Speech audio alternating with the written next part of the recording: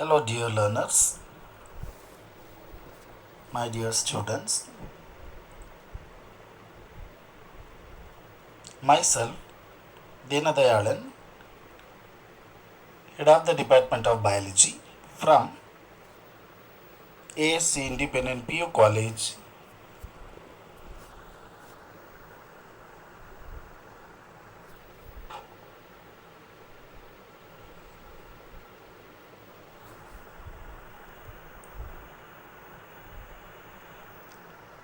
This will be the last session of the chapter number 13, that is organisms and populations in second PUC biology. In this session, we are going to study the rest of the population interactions, namely parasitism, commensalism, mutualism, amensalism, and proto-cooperation, a bit of mimicry, and also other associated topics.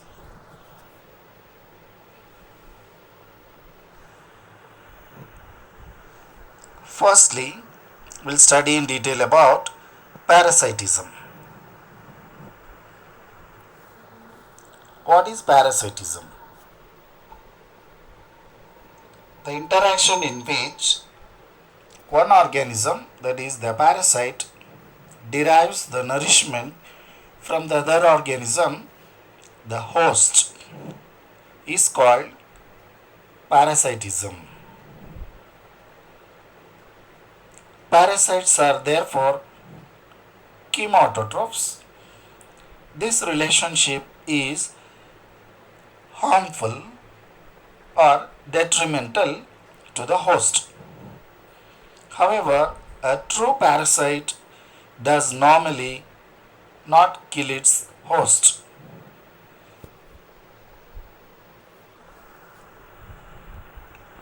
What is host and the parasite? A larger organism, usually, that supports the survival and growth of a smaller organism is called the host. Parasite usually will be smaller than the host. Parasites are the organisms that live either on the host organism or within the host body and metabolically dependent on the host itself. That is, any organism that causes the disease is usually considered as a parasite.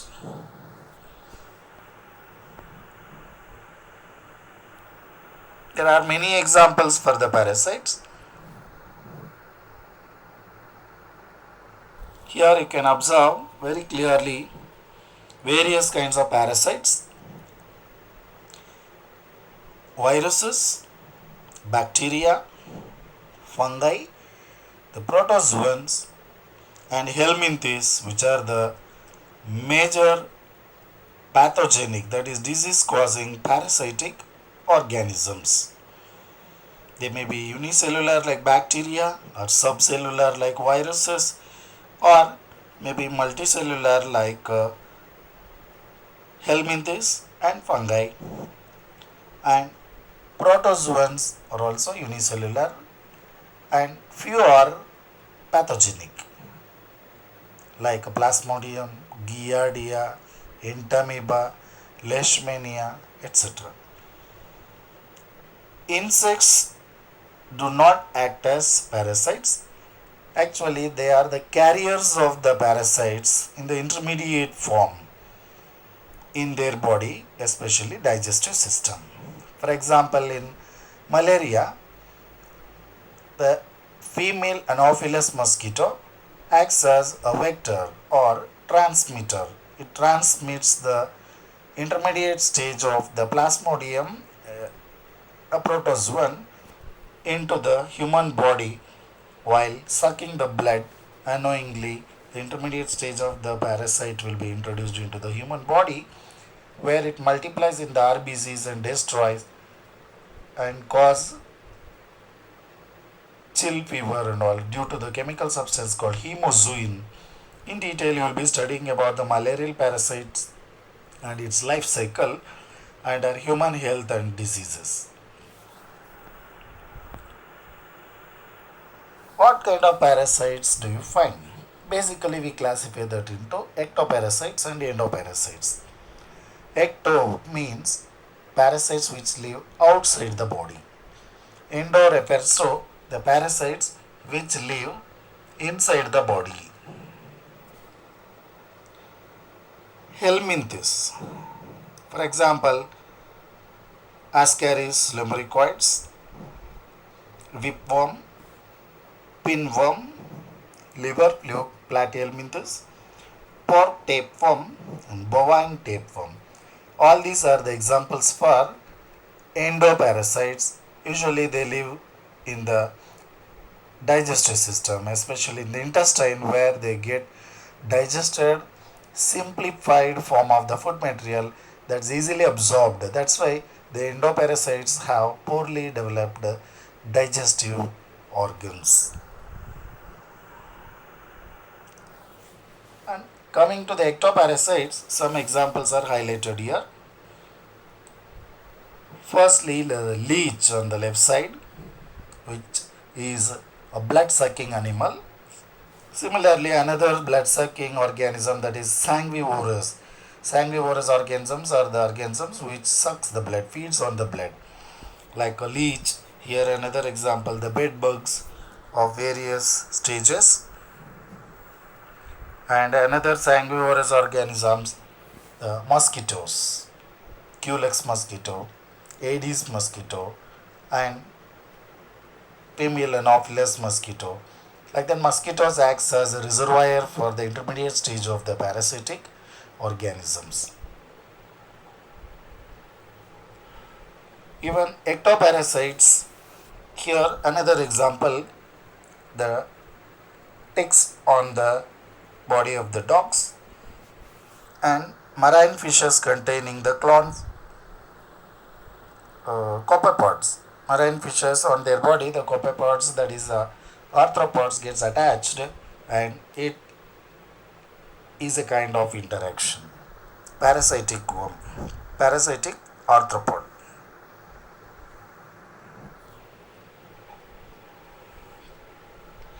Next, we have the lice. Louse, Louse, louse is singular. In Kannada, we call henu, which is present in the hairs. Human scalp, singular, louse, plural, lice, Lice.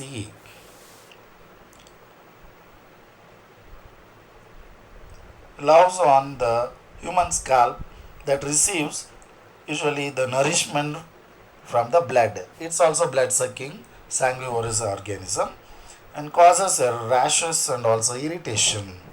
You can see clearly in the picture the eggs are attached to the hairs.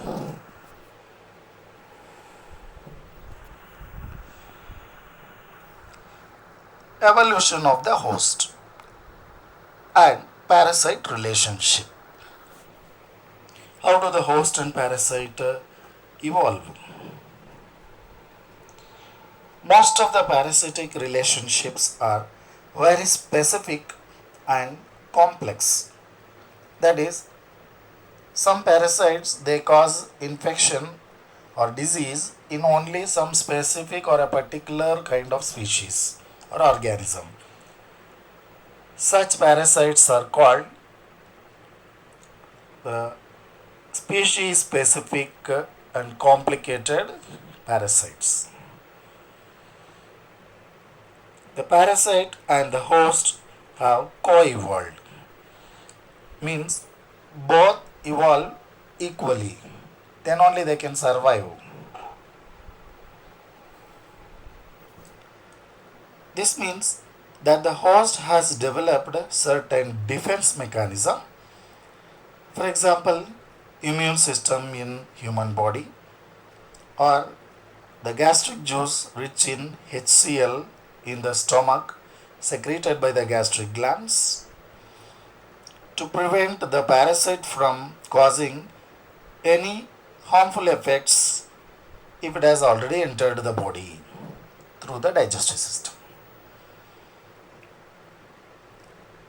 The longer the relationship has existed between the host and the parasite, the more host specific the parasite becomes.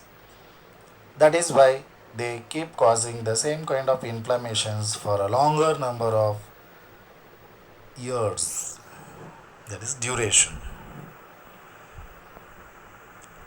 What are the special adaptations exhibited by the parasitic organisms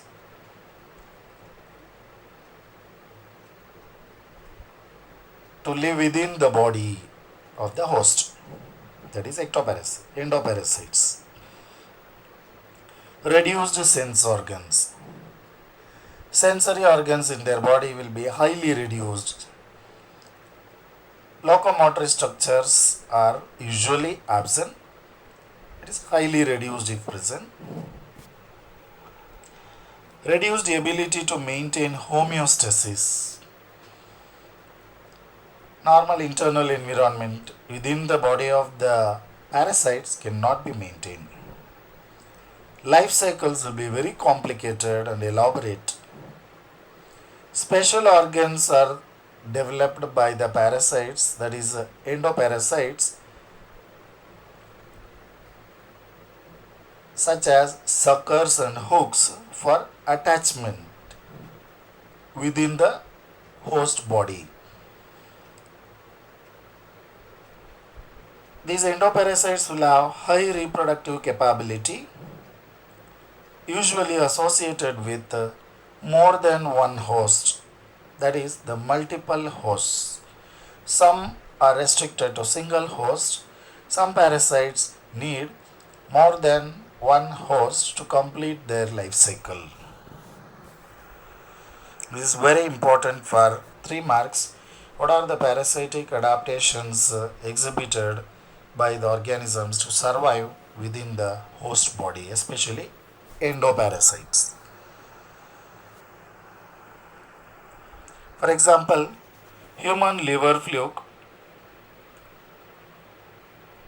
a trematode parasitic organism, Platyhelminthes, that is flatworm.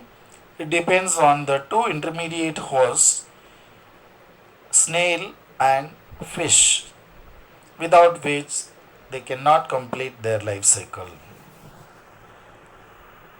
Here you can see clearly, initially is to start with the eggs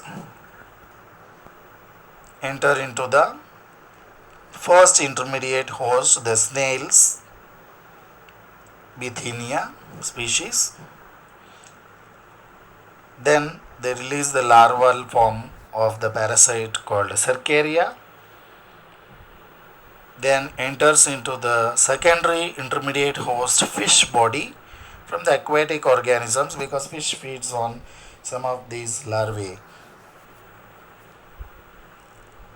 And it continues as a second type of larva, that is Metacercaria.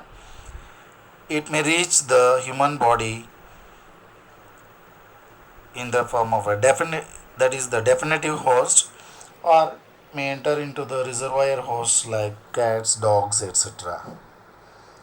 The adults will lay eggs in the liver of human body and then continue the life cycle by damaging the liver cells.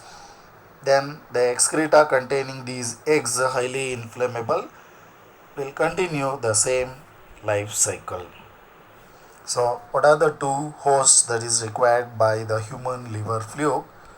That is snail and the fish. Next, coming to the malarial parasite, it requires two hosts, human body and also mosquito, female Anopheles mosquito, which acts as a vector actually. In detail, you are going to study about this malarial parasite life cycle in human health and diseases chapter.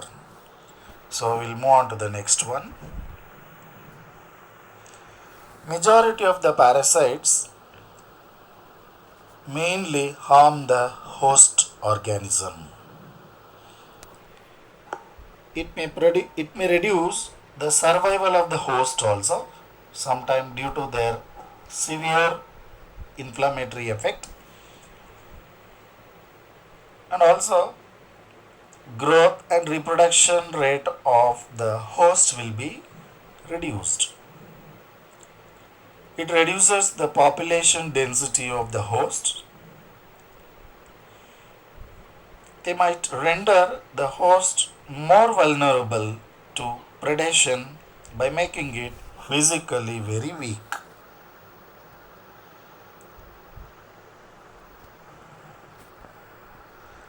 Next, we have two kinds of parasites already I have mentioned, ectoparasites and endoparasites. Now we'll study the definitions and few examples here. The parasites that feed on the external surface of the organisms are called ectoparasites. That means they reside on the host body, not inside. For example, leeches that sucks the blood, bed bugs, human lice, ticks on the dogs, and marine fish infested with ectoparasitic copepods. You have studied previously a fish containing copepod over that, which is parasitic, harming the host body. Very important for 2 or 3 marks, or maybe some examples will be given and asked you to find out whether it is ecto or endoparasitic ones. Even in plants there will be parasitic relationship. A complete parasite is found, that is stem parasite. The parasitic plant called Cuscuta chinensis, complete parasite, plant parasite. A parasitic plant here called Cuscuta chinensis, it is found commonly growing on the hedge plants. It has lost its chlorophyll pigments, and also the leaves, no leaves will be present in these plants. So without chlorophyll they cannot prepare their own food. Most of the plants, they cannot prepare their own food and they will die during the course of evolution. That's the survival of the fittest. They won't become fit without chlorophyll pigments. But here, even though they do not contain chlorophyll pigments, they derive its nutrition from the host plant where they grow. It also derives its nutrition from the host plant, on which it is parasitizing. And here, how it is going to get the nutrition means, wherever the, before that you just check the picture, you can see, you would have seen these kinds of plants on the hedge plants, that is yellow branches and all, you can see that is Cuscuta chinensis, a complete parasite, stem parasite. The same plant, in close observation, it produces flowers along with that. Even the flowers are produced, that means they do reproduce. And you can observe very clearly how it is getting the nourishment from the host plant. You can see the leaves here with a very small finger-like projections in some part of the stem. Horizontally you can observe here and also diagonally below that, where it physically touches the surface of the host plant body. There, wherever it physically touches the host plant body, it will penetrate some small branches till it reaches the phloem tissue of the host plant to obtain nourishment. And you can see clearly the flowerings and also the another picture containing the small hostoria, such branches which penetrates into the host stem or the leaves to obtain nourishing materials. Due to the lack of chlorophyll and also the leaves in the plants, that is why they possess the stem and its branches which is yellowish. That indicates it is due to the lack of chlorophyll pigments. During the course of evolution, they have developed this kind of complete parasitic adaptation through hostorial branches which penetrates into the host plant body, which is soft, to obtain the nourishing materials because they cannot photosynthesize. Next, another example, Rafflesia, the largest flower in the entire plant kingdom. This is a complete root parasite, and this is also an example for a parasitic plant. It obtains nutrition from the roots of the other plants, mainly found in the rainforests.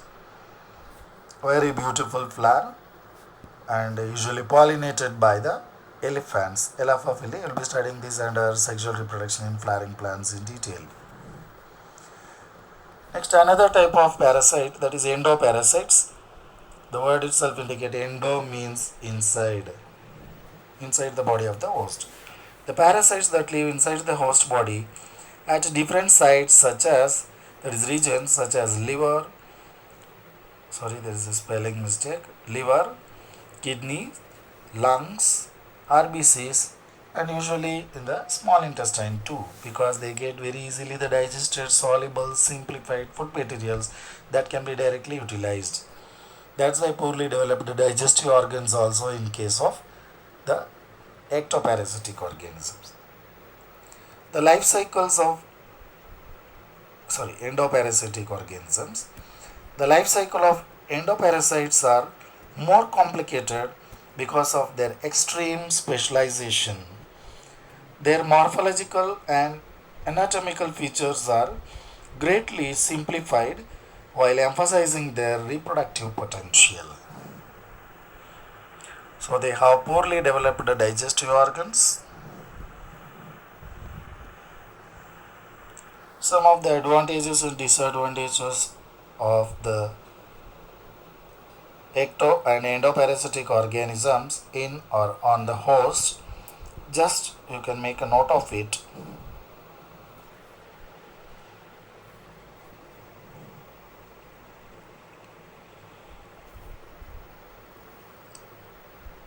Advantages and disadvantages of both ectoparasites and endoparasites.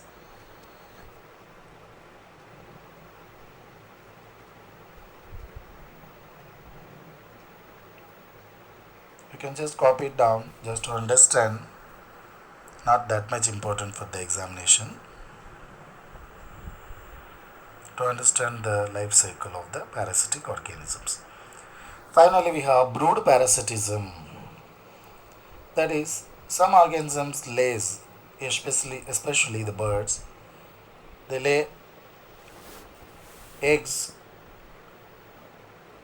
in the nest of the another species bird, where they can receive the parental care. For example, brood parasitism is observed commonly in birds. It's one of the fascinating example of parasitism in which the parasitic bird lays its eggs in the nest of its host and lets the host incubate them. Here the cuckoo lays the eggs in the crow's nest, that is more or less with some changes. During the course of evolution, the eggs of the parasitic birds have evolved to resemble, that is more or less similarities with the host eggs, both in their size as well as in the color, that will reduce the chances of the host bird detecting that as a foreign eggs and ejecting them from their nest. You can observe the kind of movements of the cuckoo, that is quail, and the crow in your neighborhood park if it is available during the breeding season, that is nowadays from spring to the summer, and watch the action of brood parasitism in these birds. One of the very important question for 3 marks or 2 marks that appears commonly in the annual examination. Write short notes on brood parasitism. This completes parasitism. Next, moving on to another kind of population interaction, that is commensalism. Commensalism is also a kind of symbiotic relationship where one organism benefits and the second one is neither harmed nor benefited. I'll repeat it. Commensalism is a kind of population interaction, that is symbiotic relationship, where one organism or one species is benefited and the second species or another organism involved in the interaction is neither harmed nor benefited. For example, whales and barnacles. You can see in the picture here the barnacles attached to the whale body. Barnacles have the benefit of moving through waters attached to the whale. They get free transportation, food materials wherever the whale moves, and whale won't receive any kind of benefit from the barnacle, and it's not even harmed. That's why here whale is neither harmed nor benefited, but barnacles do get the benefit of free transportation and food materials once they get attached to the body.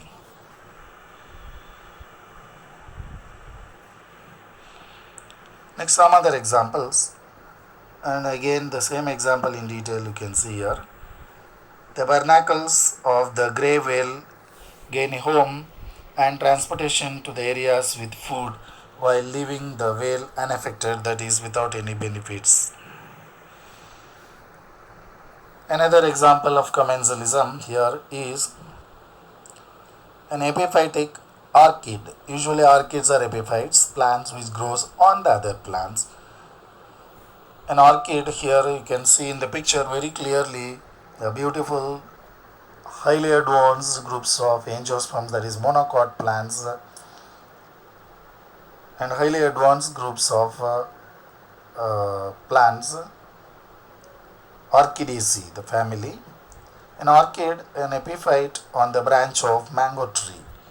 It need not be on mango tree, just an example. And most of the trees in the rainforest you can find they are rich in orchids. Most highly evolved, beautifully colored and variously shaped flowers to attract the pollinators. Another example for commensalism.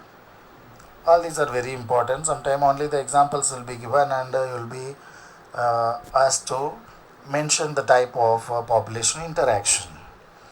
Cattle, egret, and that's a bird, and grazing cattle. Here, the egrets always forage close to where the cattle are grazing. Wherever the cattle are grazing, these egrets will be present surrounding that area only, because the cattle, as they move, stir up and flush out from the vegetation insects that otherwise might be difficult for the egrets to find and catch. Because of this cattle's fast movement here and there and flashing out from the vegetation, the insects will be made visible for the egrets, that is the birds. They can feed on these birds. Here insects will be benefited by getting the food materials, but the cattle is neither benefited nor harmed. That's why it's called commensalism. Next we have here another example, suckerfish on the shark. That is remora, suckerfish. Remora, that is the suckerfish, it gets the benefit of free transportation and food material wherever the shark moves, and the shark is unaffected, that is neither benefited nor harmed. Next, sea anemone and hermit crab. Here, sea anemone attached to the shell inside which you find the hermit crab. Wherever the hermit crab moves, the sea anemone will get free transportation and also food material. The hermit crab no way will be affected. Another picture of the same hermit crab inside the shell and on which the sea anemone coelenterate which is present. One of the beautiful another example is a sea anemone and the clownfish. The sea anemone has stinging cells in the tentacles and the clownfish lives among them. The fish gets the protection from the predatory organism which stay away from the stinging tentacles due to the mucus layer on its body. The anemone does not appear to derive any benefit by hosting the clownfish. Only the clownfish will get the benefit. You can see very clearly here the fish gets the safe home that protects him from the predatory other organisms, and he fiercely protects the sea anemone. He also feeds the sea anemone. It's also called the proto-cooperation because each can survive without each other also. So an example for proto-cooperation and commensalism is clownfish and its sea anemone. Very beautiful clownfishes hiding within the tentacles of the anemone, sea anemone, protecting themselves from the predators. And next kind of population interaction is mutualism. It's a kind of population interaction in which both the species involved symbiotically or mutually benefited. For example, bee and the flowers. Bee rely or depend on the flowers for the food source. The flower benefits the bees. The flower benefits because the bee picks up the pollen grains and transport it to the another flower that is pollinating, and this helps in the continuation of generation, that is reproduction in the plants, flowering plants. Lichens you have studied in first PUC, that is 11th standard. Lichens represent a very close relationship between the fungus and the algae. Here the fungal partner is called mycobiont and algal partner is called phycobiont. This fungal partner always will be present at the lower stratum layer, and algal partner will be present above that only because of the green nature. With the chlorophyll it can prepare the food material. The fungi help the plant in absorbing the essential nutrients like minerals from the soil and makes it available for the algae, and the algae provides the fungi with few carbohydrates here, that is cyanobacteria, that is alga, blue green alga usually, and some other fungi also will be present associated.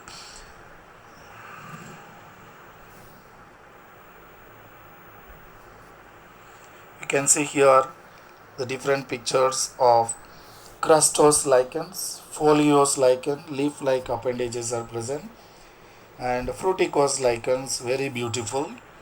Another picture I would like to show here, the actual original ones. You would have seen very clearly these kind of pictures in the parks as well as the national parks, sanctuaries and all, and gardens. In some regions, usually these lichens are called pollution indicators because they do not grow in the region where they are highly polluted. That's why they are called pollution indicators. First one crustose lichens, second one foliose lichen, third one fruticose lichens. Next, another example for mutualism, mycorrhizae and the roots of the higher plants. It's a kind of relationship between the fungi and the roots of few higher plants, that is angiosperms, called mycorrhizae. Rhiza means root, myco means mycota, fungi. That itself will give you the details about the relationship between fungi and the roots of the higher plants. The fungi help the plants in absorbing the essential nutrients from the soil, while the plant in turn provides the necessary carbohydrates, that is energy producing ones, to the plant body and also to the fungi. Since they mutually live together and helping each other, it's also a kind of symbiosis. You can see here a cartoon picture with the details where mycorrhizal fungi increases the root system several hundreds to several thousand times so that it can absorb more nutrients from the fungi, where fungi in turn will aid in absorbing this, and in turn fungi will get nutrients, that is carbohydrates, from the plants. This is another example where you can understand very clearly symbiosis, living together, mutually helping each other by shaking their hands. Just a cartoon picture to understand the symbiosis. Next we have pollinating agents and the plant flowers, that is angiosperms. Plants need the help of the animals for pollinating the flowers and also for the dispersal of the seeds what they produce. Animals obviously have to be paid fees for the services that the plant expect from them. Plants offer reward or the fees in the form of pollen grains and nectar to the pollinating agents, and also provide juicy and nutritious fruits for the seed dispersing organisms. But the mutually beneficial system should also be there to safeguard against the cheaters, because sometimes insects will collect only the pollen grains and they do not pollinate. For example, animals that try to steal the nectar without helping in the pollination process, that's cheating. That's why the plant animal interaction often involve coevolution of the mutualists. Both will evolve together so that it can achieve pollination and also benefits each other by providing the rewards in the form of nectar and all that. The evolutions of flower and its pollinator species are tightly linked with one another. Here you can see another example for coevolution, where the beak of the bird is so well evolved compared with that of the floral parts, so that when it visits one flower and reaches the neighboring flowers of same species or different species, it can transfer the pollen grains that is dusted by the anthers on the beak. So coevolution. Another example for coevolution, here you can see the moth and the flower orchid species. This moth species and the orchid species have co-evolved is an example for close relationship. The moth feeds exclusively on the orchid only. The orchid pollen is spread by the moth. Here both are mutually benefited and co-evolved. That's why it's called co-evolution. Wasp and fig, another example for mutualism. A given fig species can be pollinated only its partner wasp species. Pollinated by a fig species can be pollinated only by the wasp species, that is its partner, and no other species of insects or wasps can pollinate it. It is species specific. The female wasp uses the fruit not only as an oviposition, that is egg laying site, but uses the developing seeds within the fruit for nourishing its larvae also. Here both are mutually benefited. The insect larvae will be fed with the seeds of this fig, that is in Kannada we call Atikai Ati Hannu. The wasp pollinates the fig inflorescence while searching for suitable egg laying sites, that is oviposition. In return for the favor of the pollination process, the fig offers the wasp some of its developing seeds as food for the developing wasp larvae. You can see here very clearly the Hypanthodium inflorescence. After ripening, it will form the fruit, that is fig fruit. Once it is open, you can find so many insects will come out of this, and here there will be an ostiole at the tip, a small hole in the Hypanthodium inflorescence. It is provided with the channel containing small hairy scales. Once the insects gets into it through the ostiole, it cannot escape due to the presence of inner lying hairy scales, and there they remain inside, lays the eggs, and finally it will hatch into larvae. Larvae feed on the seeds within it and also completes its life cycle. This is mutualism. One more suitable example, beautiful one, orchids.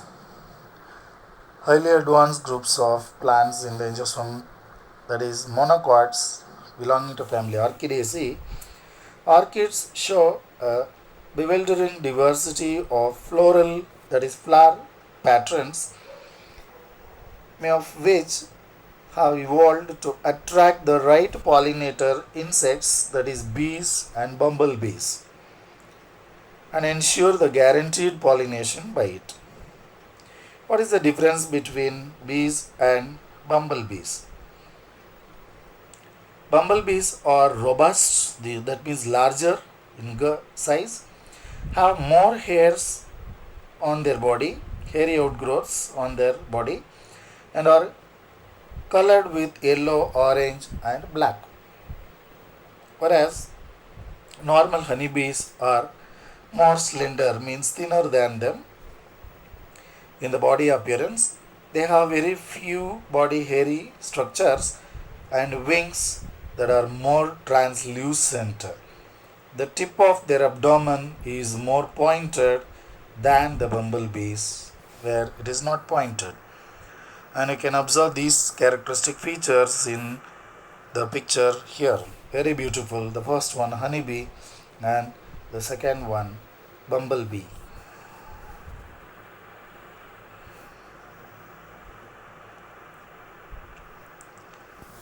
The Mediterranean orchid, the orchid is called Ophrys.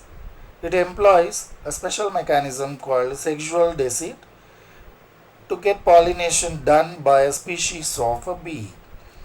Here, one of the petals in the flowers is highly modified and it bears a very curious resemblances to the female bee in their size, color and markings. That is, in the Ophrys, the Mediterranean orchid, that is a flower, orchid flower, one of the petal is highly modified and it appears almost like a female bee in their size, color and markings. The male bee is attracted to this thinking that it's a female bee for copulation. It pseudo-copulates because it is not a normal copulation, because it's not the insect. It appears like insects, that is one of the petals. With the flower, there is a wrong spelling for the flower, and pseudocopulates with the flower, orchid flower, and during the process of pseudocopulation, the body will be dusted, the male bee body of the male bee will be dusted with the pollen grains from the flower, and you can see the Mediterranean orchid very beautifully appearing like insect itself. It resembles almost the female bee, and the male bee get attracted and it gets pollinated. One of the very important question for the exam, sexual deceit explanation for 3 marks. Then mimicry and camouflage. Prey species have evolved numerous defensive mechanisms during the course of evolution. Cryptic coloration includes colors and patterns that allow prey to blend into the background, that in the last video you have studied, that is the prey-predator relationships under predation. Some animals are protectively colored, like frogs. You have studied various colors blending into the background of their normal environment. Object resemblance in common among the insects. For example, stick bugs resembles the twigs on a tree. This is just additional example for mimicry and camouflage. Some other examples for the mimicry. Here you can see clearly the two kinds of butterflies. Another example of mimicry involves the monarch butterfly, which is highly toxic, like you have studied already, and very nasty to eat. Its bright orange coloration is really a warning to the birds to leave it alone. The non-toxic viceroy butterfly, which is present, the second one, which is dark in color, has developed the colors and wing patterns like that of the monarch butterfly itself and mimics it. And most of the birds won't take the chance by tasting it, because it mimics like the distasteful monarch butterfly, so birds will not feed on them. Out of these two, monarch and viceroy, which is more dangerous, the more dangerous one is obviously monarch butterfly. Really it is poisonous and distasteful for the birds, but during the evolution the viceroy mimics the monarch butterfly and in the coloration, so that it escapes easily from the predatory birds. And some additional details regarding the proto-cooperation.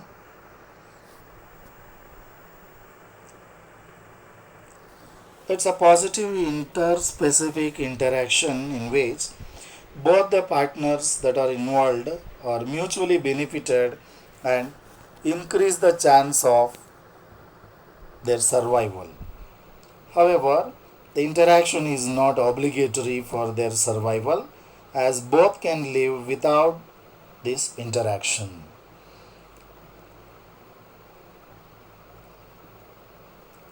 For example, crocodile bird that enters the mouth of the crocodile and feed on the parasitic leeches. By this behavior, the bird gets the food material, whereas the crocodile get rid of the blood-sucking parasites from it. So it is called proto-cooperation. Obligatory refers to, for example, obligatory parasite means when the parasite is separated from each other, it can live independently. But facultative types, it is not so.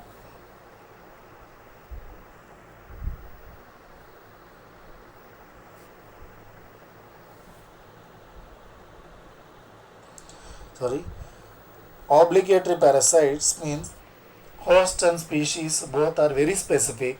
When you separate the host and the parasite, both may die. They are very species specific. But facultative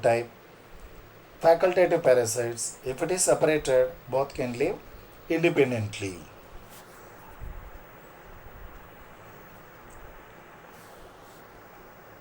Proto-cooperation is a relationship in which an organism in an association is mutually benefited with each other. Like last example you have studied. This interaction is similar to the mutualism, but the relationships between the organisms in proto-cooperation are not obligatory as in the mutualism. That means if it is obligatory, if you separate the host and the parasite, both will die.